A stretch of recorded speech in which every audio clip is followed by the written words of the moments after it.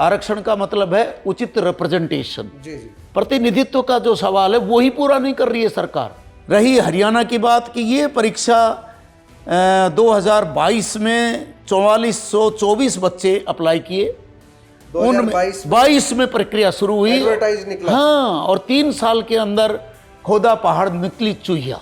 नहीं, पेपर में जो इवेल्युएशन होता है, मूल्यांकन करने की पद्धति है, उसको लगता है कि इंटेंशनली जो है बच्चों को रखने का इरादा था कि चुनाव तक 2029 तक इन्हीं पोस्टों को खींचते रहें। फिर एक 100 नंबर का ऑब्जेक्टिव टेस्ट हुआ जिसमें केवल विषय के 100 क्वेश्चन थे। ठीक है। जिन बच्चों ने 9100 में से नंबर लिए हैं ऑब्जेक्टिव में, 97 लिए, 77 लिए, यूनिवर्सिटी टॉप पर हैं, उनका कोई जगह नहीं मिला।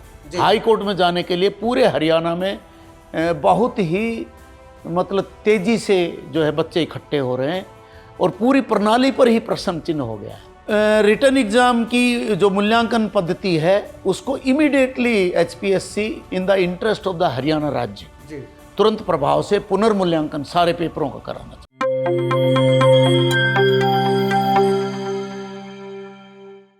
प्यारे दोस्तों, सादर अभिवादन। मैं हूं महेश कुमार वैद्य और आप देख रहे हैं एनजेपी हरियाणा।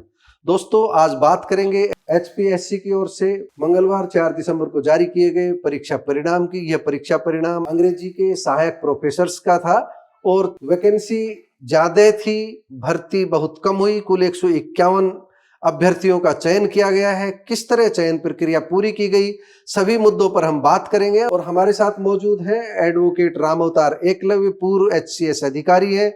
इनसे इस विषय पर बात करेंगे। इनको हमने इसलिए आमंत्रित किया है क्योंकि सुबह सुबह इनका फोन आया कि जो भर्ती हुई है उसमें बाहरी प्रदेशों के बहुत सारे युवाओं को लिया गया है। हरियाणा से ज्यादा दूसरे राज्यों के नौजवान चुन करके आए हैं। इससे हरियाणा के विश्वविद्यालयों की पढ़ाई पर भी प्रश्न चिन्ह है कि हरियाणा में इतनी योग्यता की कमी कैसे रहेगी कि 600 से कुछ अधिक भर्ती होनी थी, वह भी पूरी नहीं हो पाई, अधिकांश पद रिक्त रह गए। ये सवाल उठ रहा है कि भर्ती में पूरी तरह पारदर्शिता नहीं बरती गई और ये सवाल क्यों उठ रहा है, इस बारे में रामअवतार एकलव्य विस्तार से बताएंगे। रामअवतार जी, आपका स्वागत है हमारे स्टूडियो में। बहुत बहुत धन्यवाद, क्योंकि मुद्दा बहुत ही ज्वलंत है। तो आप जो सारे आरोप जो टेलीफोन पे लगा रहे थे ना, हाँ जी, सारे आप बता दीजिए। क्या भर्ती थी, कब विज्ञापन निकला और कब ये भर्ती हुई और कब परीक्षा हुई और क्या कुछ हुआ था? जो पूरे हरियाणा में जिस तरह से रिजल्ट आया है उसने सभी अभ्यर्थियों को एक सकते में डाल दिया है। व्यवस्था पर सवाल पैदा कर रहे हैं। कुछ अभ्यर्थी जो नेट, जेआरएफ, पीएचडी और हरियाणा के यूनिवर्सिटीज के टॉपर हैं, उनका भी जो है इस 613 असिस्टेंट प्रोफेसर्स के सिलेक्शन में स्थान नहीं है।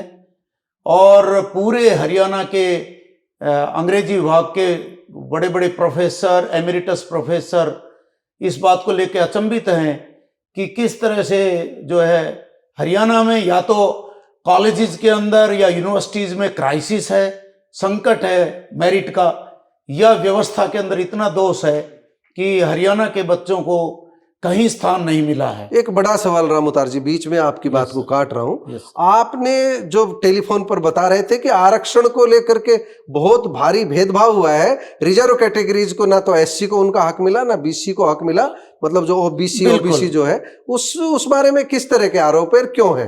अभी ताजा बात हो रही थी एमडी यूनिवर्सिटी रोहतक से कि आरक्षण को क्या हो गया। ऊपर से शिक्षा को कमजोर करके सिर्फ आरक्षण व्यवस्था में शेड्यूल कास्ट डिप्राइव्ड सेक्शन में केवल एक बच्चे को चयनित किया है। केवल एक जी जी, जबकि उनकी 60 सीटें हैं। 60 में से एक डीएससी। जी जी। और सरकार, वर्तमान सरकार बहुत लंबे जो है दावे करती है कि हम डिप्राइव्ड शेड्यूल कास्ट को बहुत आगे लाने का जो है हमारा मंशा है। मतलब दलितों में जो अति दलित बनाए गए हैं उनको डिप्राइव्ड शेड्यूल कास्ट, वंचित शेड्यूल कास्ट कैटेगरी है। जी जी जी। 60 में से एक बच्चा पास हुआ है। जी जी। अदर शेड्यूल कास्ट हैं, उनमें भी यही कमोबेश पोजीशन है, उनमें भी एक बच्चा पास हुआ है। मतलब सिर्फ दो मतलब एससी कैटेगरीज के 10% हाँ, 120 पोस्टों में 3 बच्चे ओवरऑल पास हुए। सिर्फ 3? हाँ जी। अच्छा जी। ठीक। शेड्यूल कास्ट के साथ साथ बैकवर्ड क्लास का हमारी आरक्षण की व्यवस्था आरक्षण का मतलब है उचित रिप्रेजेंटेशन, जी जी। प्रतिनिधित्व का जो सवाल है वो ही पूरा नहीं कर रही है सरकार। तो बीसी के कितने भर्ती? बीसी ए के अंदर हमारे पास में जो है 68 सीटों में से मात्र जो है 3 बच्चे पास हुए हैं। बीसी ए मैं देखूं, ये हाँ, आपने मुझे देखिए। भेजा है। और बीसी बी में हमारे पास 36 बच्चों में से 3 पास हुए हैं। अच्छा, बीसी ए में 85 बच्चे थे, हाँ, सिर्फ 3 चयन हुए। 3 हुए हैं। और और इकोनॉमिकली बैकवर्ड क्लास में बीसी बी में 36 में से 5। हाँ, 36 में से तो यानी 5। कि हम मान ले कुल 8 बच्चे, कुल 8, और होने चाहिए थे। इसी तरह से इकोनॉमिकली बैकवर्ड क्लास में भी 60 में से 6 बच्चे पास हुए हैं। बहुत कम। मतलब ये वो बच्चे थे जो परीक्षा में बैठे थे जी जी, जिनको पास होना चाहिए था। रही हरियाणा की बात कि ये परीक्षा 2022 में 4424 बच्चे अप्लाई किए। 2022 में प्रक्रिया शुरू हुई, एडवर्टाइज निकला। हाँ, और 3 साल के अंदर खोदा पहाड़ निकली चुहिया। ये हरियाणा सरकार की चुहिया जो है आज। तो बाहरी प्रदेशों के कितने? बाहरी प्रदेशों के 151 में से 100 बच्चे जो है दूसरे राज्यों के हैं। सिर्फ 51 613 में से 51 बच्चे, वो भी जो है अलग अलग कैटेगरी में उनमें भी बीसी एससी को नेग्लिजिबल नाम मात्र के बच्चे नाम मात्र के, जबकि उनका जो है 15% तो आरक्षण है जी जी। और मेरिट के नाम पे छलावा है या मेरिट के नाम पर जानबूझ करके वंचित करना है। यादव साहब क्या सोचते हैं? मेरे हिसाब से तो जो पेपर का इवेल्युएशन करवाया गया था जी, वो बहुत ही दुर्भाग्यपूर्ण और डिफेक्टिव है, दोषपूर्ण है। न्याय नहीं हुई बच्चों के पास में।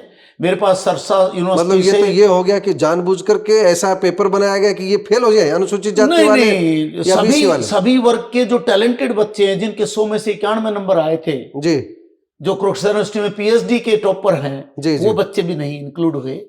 मतलब पेपर कुछ इस तरह का था? नहीं, पेपर में जो इवेल्युएशन होता है, मूल्यांकन करने की पद्धति है जी, उसको लगता है कि इंटेंशनली जो है बच्चों को रखने का इरादा था कि चुनाव तक 2029 तक इन्हीं पोस्टों को खींचते रहे, कॉलेज चाहे खाली हो। रामोतार जी, एक बात, बाहरी राज्यों के दूसरे राज्यों के 100 आ जाते हैं, हाँ, हरियाणा के 51 मतलब रह जाते हैं, मतलब 1/3 रह जाते हैं। तो कहीं इसको इस तरह से नहीं देख सकते कि हमारी प्रतिभा कहीं ना कहीं कमजोर रही है? तो फिर सरकार को जो है ऐसा भी कर सकते हैं कि हरियाणा छोटा सा राज्य है, राज्य का प्रतिबंध तो था नहीं भर्ती में, कहीं का भी आ जाओ कोई भी। देखिए, कोई आरक्षण तो था नहीं ना राज्य का। तो महेश वैद्य जी, इसमें 185 कॉलेज हैं जी जी, और 85 कॉलेजेस में एमए इंग्लिश है और 18 राज्य के अंदर विश्वविद्यालय हैं जी जी, और 1 से 1 आला दर्जे के प्रोफेसर। डॉक्टर भीम सिंह दहिया जैसे यहाँ एमेरिटस प्रोफेसर रहे हैं जी जी, उनके हम लोग जो है डिसाइपल हैं, अनुयायी हैं जी जी। टैलेंट में हरियाणा में कोई कमी नहीं है, ये व्यवस्था की कमी है या मेरिट को नकारा गया है। तो ये जो टैलेंट चुना नहीं गया, इसको अगर सार संक्षिप्त में हम कहें, रामोतार जी से इसकी वजह पूछे, किसे कटघरे में खड़ा करेंगे आप? मैं व्यवस्था को जी, कॉलेजेस खाली, यूनिवर्सिटीज खाली जी जी, और अंग्रेजी में 2022 से तो 613 जो है असिस्टेंट प्रोफेसर अब बांट जो रहे हैं कि मेरिट के बेस पर जो है बच्चों को लिया जाए या मतलब बच्चों को उनकी असली काबिलियत को टेस्ट करने का यूजीसी या तो नकारा है, फिर जी जी, या तो व्यवस्था सिस्टम फेल हो गया जी जी, या बच्चे मेरिट फेल हो गए।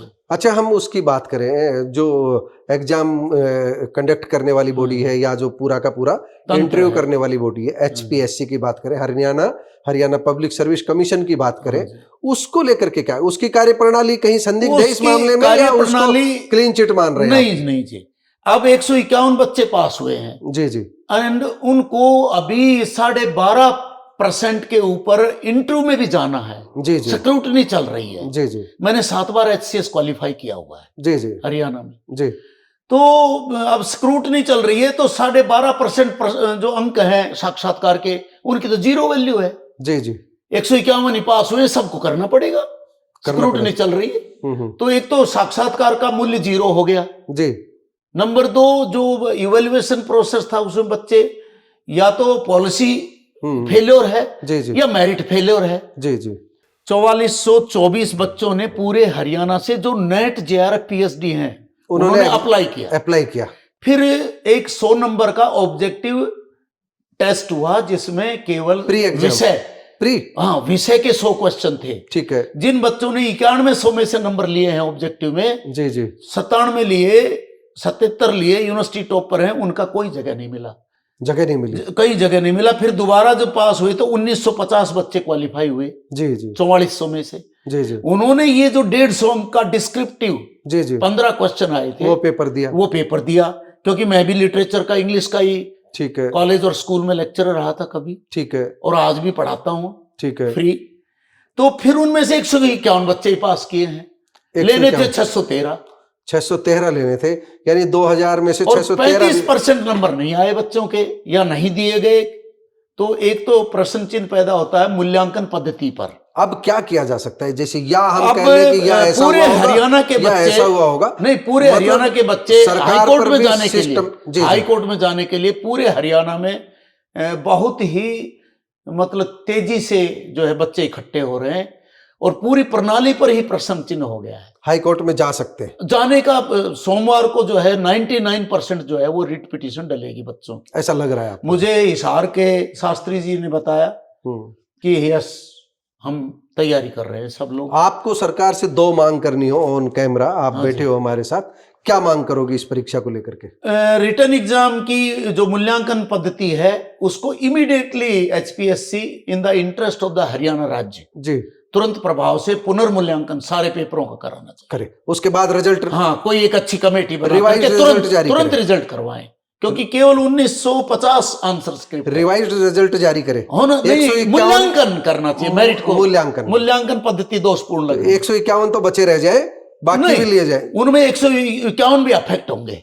अच्छा जो, हाँ जी, पूरे जो है सिस्टम को ओवरऑल करवाना चाहिए। ये आपका जो है ये मेरा मानना है कि मेरिट को बरकरार रखने के लिए, ठीक है, और बच्चों की, या तो फिर हरियाणा की यूनिवर्सिटीज को बंद कर दो, हरियाणा के कॉलेजेस को जहां एमए इंग्लिश चल रही है, जी जी, अगर हम 35% के लायक भी बच्चे नहीं है, जी जी, इन्हीं में से आईएएस बच्चे पैदा हो रहे हैं। मतलब सवाल अनेक है, रामअवतार एकलव्य ने सवाल कई उठा दिए हैं, गंभीर सवाल उठाए हैं।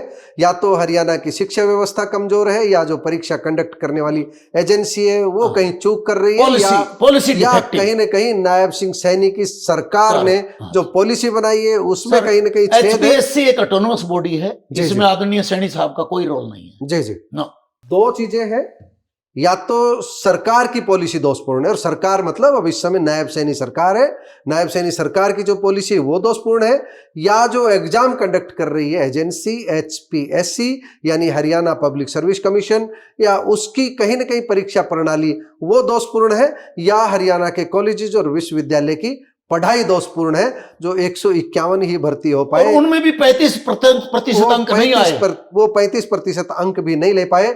सवाल बड़ा गंभीर है, जवाब तो सरकार को ही देना होगा। दोस्तों, आप रामअवतार एकलव्य की बातों को लेकर क्या सोचते हैं, आपका क्या कहना है, कमेंट बॉक्स में जाकर बताइएगा जरूर। नमस्कार, धन्यवाद।